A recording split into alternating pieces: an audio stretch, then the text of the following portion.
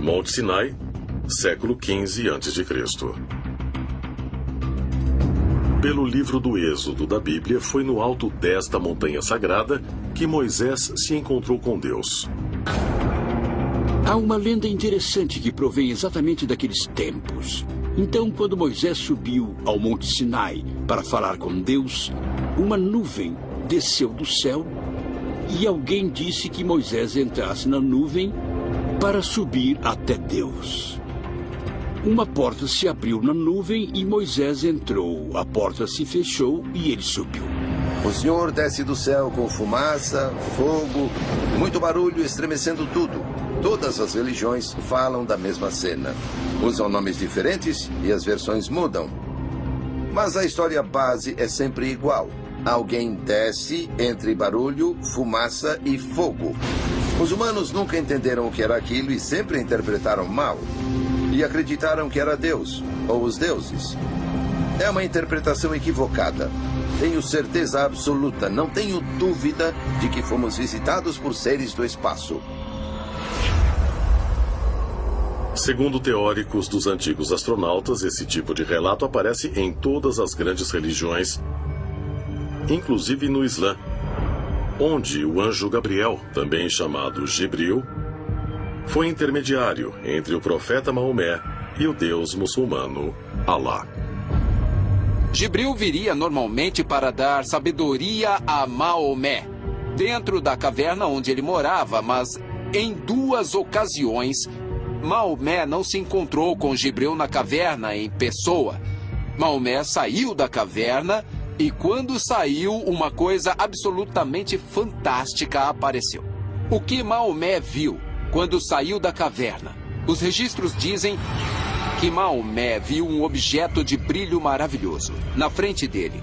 Dizem que tinha 600 asas e que queimava como se estivesse em chamas. Em que nossos conhecimentos atuais podem contribuir para entender essa visão? É óbvio. Uma nave pairava ali, na frente dele, emitindo uma luz branca e brilhante que ele interpretou como fogo. E, quando ele viu esse maravilhoso objeto brilhante, a mesma sabedoria que recebia de Jibril foi passada a ele, apesar dele não ver ninguém. Ele só viu o objeto.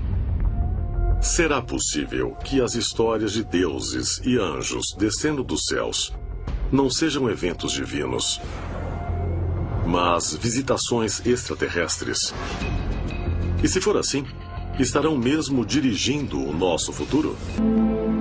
Segundo um relato chamado Nicama Poa, publicado em Nahuatl, a linguagem asteca, um camponês chamado Juan Diego estava andando pelo campo quando ouviu uma linda voz cantando do outro lado de uma colina. Diego subiu a colina e teve uma visão angelical. Uma mulher em roupas brancas que brilhava como o sol. Em sua aparição, ela disse: Juan Diego, sou a Virgem Maria e peço que você construa um santuário para mim nesta colina.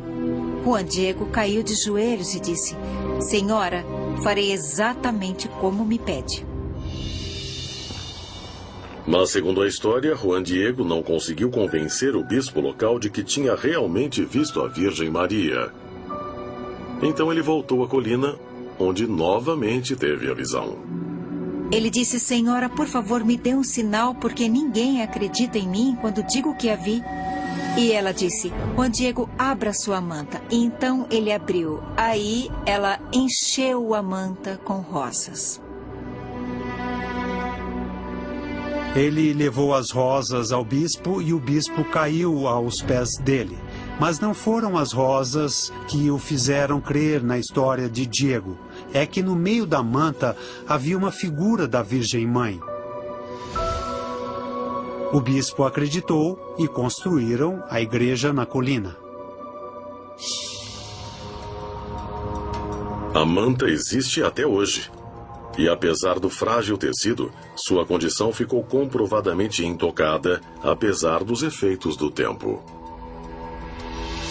Você pode ir à igreja hoje e ver a manta na parede.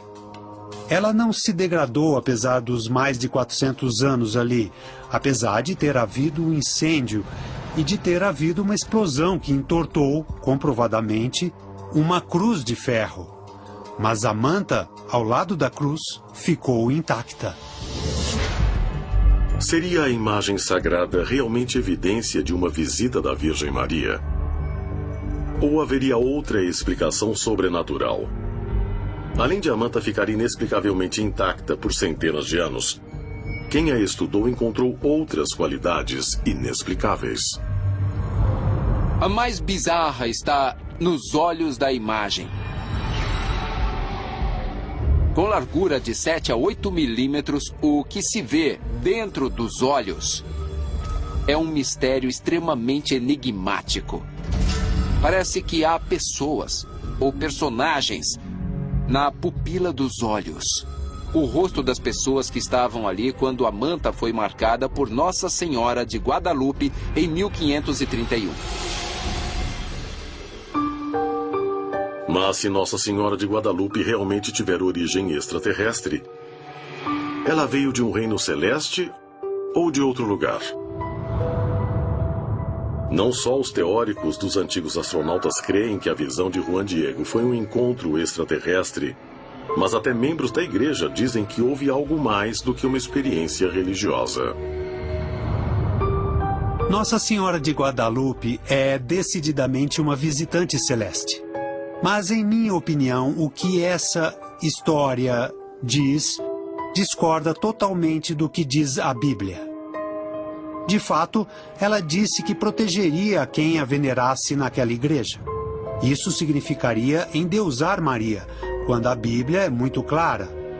Só Deus pode proteger a quem o serve. Então, qualquer ser extraterrestre que peça veneração ou respeito não pode ser um anjo de Deus.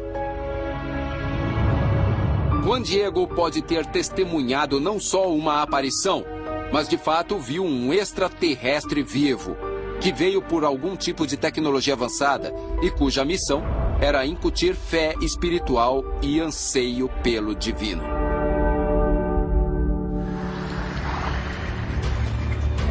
Pode ser que algumas das visões religiosas mais significantes da história tenham sido produzidas, na verdade, por alienígenas em missão secreta. E se for assim, seria um sinal de que alienígenas se interessam por nosso futuro? Talvez a resposta esteja na análise da visão que inspirou uma das mais novas religiões do mundo. Ao se acomodar para dormir, um camponês de 17 anos chamado Joseph Smith começou a dizer suas orações. De repente, sem pré-aviso, uma luz muito forte envolveu seu quarto. E uma figura usando um manto apareceu. Pelo relato de Smith, não só sua roupa era extremamente alva, como toda a sua pessoa era gloriosa, indescritível. Falando do centro da luz, o anjo, cujo nome era Moroni, mandou Smith procurar vários textos sagrados escondidos em uma árvore. Quando localizou a árvore, Joseph cavou e de fato achou os textos. Mas eles estavam numa linguagem que ele não entendia. Em uma segunda visitação, Moroni disse a Joseph Smith onde ele poderia achar o que ele às vezes chamou de dispositivo, algo que permitiria ler os textos. E Joseph Smith recebeu uma tábua de tradução à luz e perfeição dos judeus, com a qual ele pôde não só escrever esse texto, como também pôde traduzi-lo. Então ele traduziu os textos para o inglês e fez o que veio a ser o Livro do Mormon. E o livro descreve, entre outras coisas, que depois que Jesus subiu ao céu, ele veio para a América e pregou aos povos indígenas daqui para convertê-los à sua filosofia de vida. O livro descreve também que, a certa altura, os textos que formaram o Livro do Mormon foram postos aqui para que Joseph Smith encontrasse. 7 anos depois, Smith publicou os textos como parte do Livro de Mormon, estabelecendo a Igreja de Jesus Cristo dos Santos Últimos Dias, uma denominação com mais de 15 milhões de seguidores hoje. Muitas religiões do mundo foram fundadas com a ajuda de anjos. Seja na representação cristã, na muçulmana ou na budista, a opinião geral é que as aparições são uma maneira dos deuses intervirem na Terra junto aos humanos. Os anjos, quando aparecem em lendas religiosas e mitos, geralmente são mensageiros entre o reino dos deuses e o reino humano. Por toda a Bíblia, há histórias de anjos e demônios aparecendo para a humanidade. De fato, São Paulo manda que você preste atenção com quem conversa, porque às vezes você conversa com anjos sem saber. A Bíblia é muito clara. O anjo pode tomar forma humana e aparecer como ser humano. Mas teóricos dos antigos astronautas sugerem que às vezes essas visões celestes e aparições podem não ser de anjos mandados por um Deus onisciente. E curiosamente o suposto anjo que levou Joseph Smith aos textos sagrados, que se tornariam o Livro de Mormon, não professava sua origem celeste, mas dizia ser de outra parte do universo. Agora, Moroni não disse que era um anjo. Ele disse que tinha vivido na Terra por um longo tempo, mas que estava vindo da constelação das Pleiades. E disse que havia muitos outros como ele. Quando olhamos para o histórico do Livro do Mormon, vemos interessantes paralelos com o que pode ser um conto extraterrestre. O anjo Moroni, que apareceu a Joseph Smith, parece que foi mais do que o acaso. É bem possível que Joseph Smith tenha interagido com um tipo de extraterrestre. Os extraterrestres podem ter dado suas mensagens aos líderes do mundo e a profetas, videntes e místicos para nos informar de que nós somos produto de um cruzamento, de uma linhagem extraterrestre e que estamos em contato constante com seres não nascidos na Terra. E nós perdemos contato com essa história só porque nos recusamos a crer na verdade que está registrada nos livros de história e a ver o que está na nossa cara, mesmo depois dos encontros mais recentes da história moderna. Mas se um ser extraterrestre inspirou Joseph Smith a fundar a Igreja Mormon, foi para quê? O encontro de Joseph Smith acabou levando os Mormons a migrarem para o oeste e estabeleceram uma nova terra prometida em Utah, o que levou muitos a especular que alienígenas, mais uma vez, estavam dirigindo o curso da humanidade. Moroni disse a Joseph Smith que ele seria o profeta e que levaria seu povo até Nova Jerusalém. O mormonismo é um outro exemplo potencial da influência extraterrestre dirigindo o curso da humanidade e influenciando os resultados de eventos históricos aqui na Terra. Será que Joseph Smith, o fundador da religião Mormon, foi guiado por um ser extraterrestre? E se for assim, terá sido esse encontro alienígena outra tentativa de nos levar a uma era mais iluminada? É possível que os extraterrestres não queiram interferir diretamente em nossa sociedade, mas queiram nos conduzir dos bastidores. E mesmo que tenham de nos empurrar para certas direções, devemos sentir que nós mesmos estamos fazendo as coisas, mesmo que esteja havendo condução extraterrestre. Eles continuam se comunicando com humanos através de sonhos ou visões ou outros meios de comunicação indireta, para nos orientar, mas para dar esta orientação sem interferir materialmente. Será possível que tenham se retirado de nossa realidade porque devemos nos modernizar?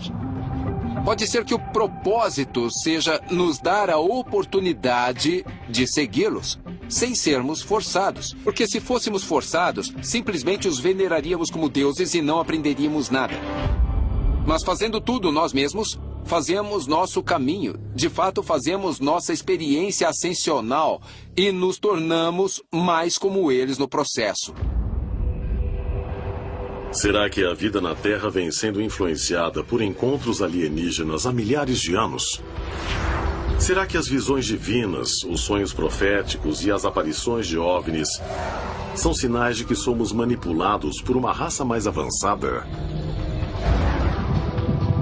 Será que esses encontros não são para que eles nos conheçam, mas para que nós conheçamos a eles? E se for assim, para onde estariam nos conduzindo? Talvez estejamos nos aproximando de nosso destino final. E chegando lá, voltemos a ser reunidos a nossos ancestrais alienígenas.